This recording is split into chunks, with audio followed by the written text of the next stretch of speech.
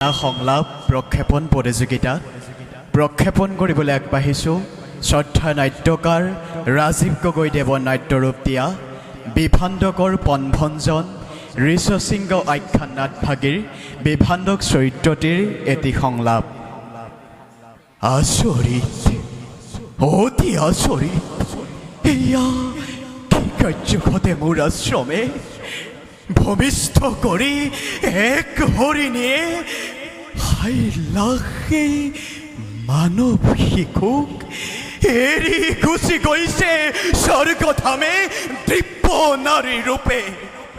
কোন কোন সেই নাৰী? ৰহস্যময়।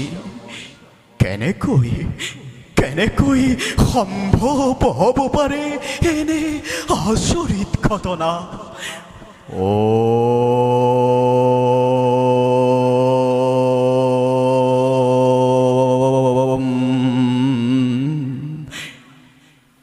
নাই নাই নাই,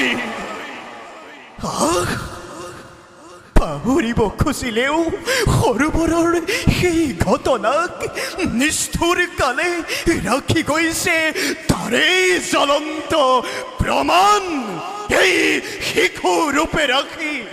আহ উৰ্বশী, তই চলনাময়ী, চল কৰি যৌৱন ৰাজি মেলিলি মেলা, মতি ভস্ত্ৰ কৰি মোক কৰিলি লজ্জিত।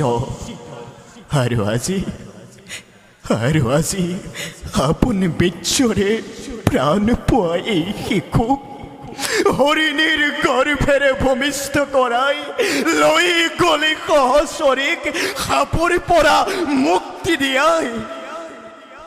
নাই তহঁতৰ নাৰীৰ হৃদয়, নাই তহঁতৰ মাতৃৰ মমতা। ধিক্কাৰ দিছোঁ মই তহঁতৰ দৰে এই জগতৰ সমস্ত নাৰী জাতিক। তহঁতৰ দৰে নাকান্দিবি বাচা, নিষ্ঠুৰ মাতৃয়ে তোক এৰি গুচি গ'ল এই ধৰাৰ পক্ষত।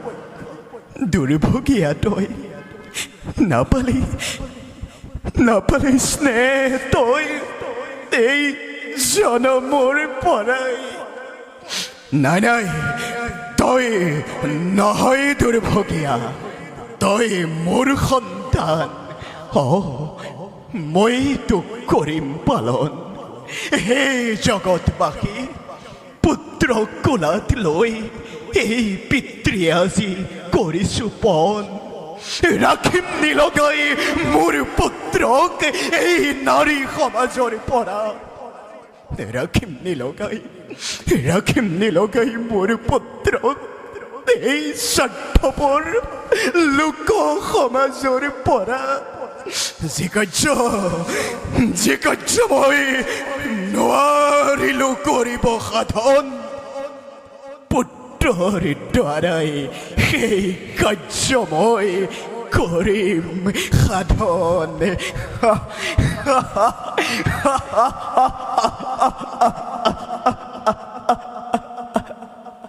বল বাছা, আমি কোনো নিৰ্ভীক স্থানে পাতোগৈ আশ্ৰম।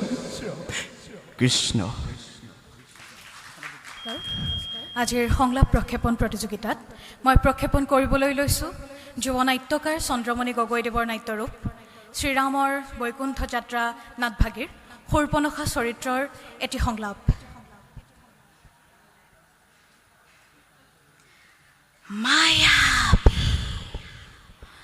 মায়াবী শক্তিৰ বলেৰে ভিন্ন ৰূপে স্থিতি লোৱা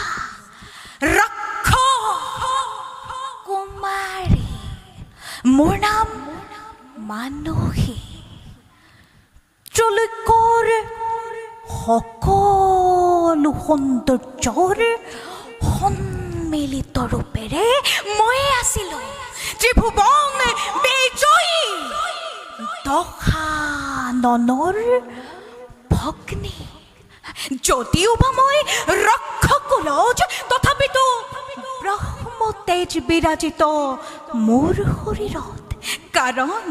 কাৰণ পিতৃ মোৰ বিশ্বশ্ৰৱা ব্ৰহ্মকুলে হস্ত নখৰাকাৰে লুপ্ত কৰি মোৰ জন্মগত নাম। কোনোৱে ক'লে মই বোলে চন্দ্ৰনখা, আৰু কোনোৱে ক'লে মই বোলে সূৰ্পনখা। আজি মই মানসী নহয়, আজি মই সূৰ্পনখা নামেৰে পৰিচিত। এই ত্ৰৈলোক্যৰ মাজে মই সূৰ্পনখা।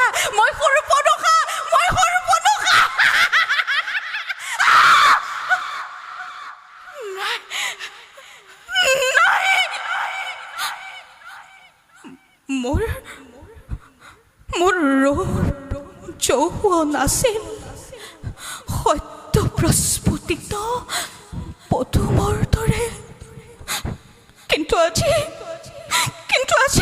লক্ষ্মণ, তোৰ বাবে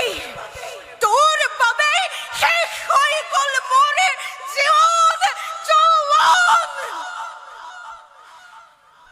প্ৰথম স্বামীৰ মৃত্যুৰ পাছত দাদাৰ অনুমতি লৈ সন্ধান কৰিছিলোঁ মই দ্বিতীয়জনৰ।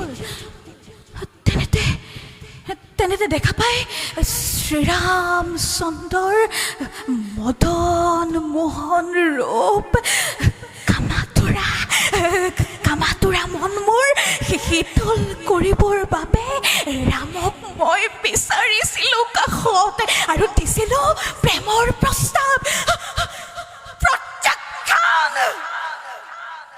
প্ৰত্যাখ্যান কৰি মোৰ প্ৰেমৰ প্ৰস্তাৱ লাঞ্ছনা গঞ্জনাৰে উপচাই পেলালে ৰাম লক্ষ্মণৰ সৈতে পাখানি সীতাই। এজনী অপলাক অসহায় অৱস্থাত বনৰ মাজত কৰোঁতে উৎপীড়ন, ক্ষন্তে কলয়ো হৃদয়ত তোৰ কম্পন নহ'ল লিখিত। নাক কাণ ছেদন কৰি কাপুৰুষ লক্ষ্মণে জাগ্ৰত কৰিলে মোৰ ৰাক্ষসী শোণিত। আজি মই লাঞ্ছিতা, আজি মই অপমানিতা। এই মানৱৰ হাতে অপমানৰ যোগ্য প্ৰতিশোধ ল'ব আজি এই ৰাক্ষসী সূৰ্পনখাই। ৰঘুকুল ধ্বংস আজি মোৰ জীৱনৰ ব্ৰত। কুম্ভ নিকুম্ভৰ সহায়ত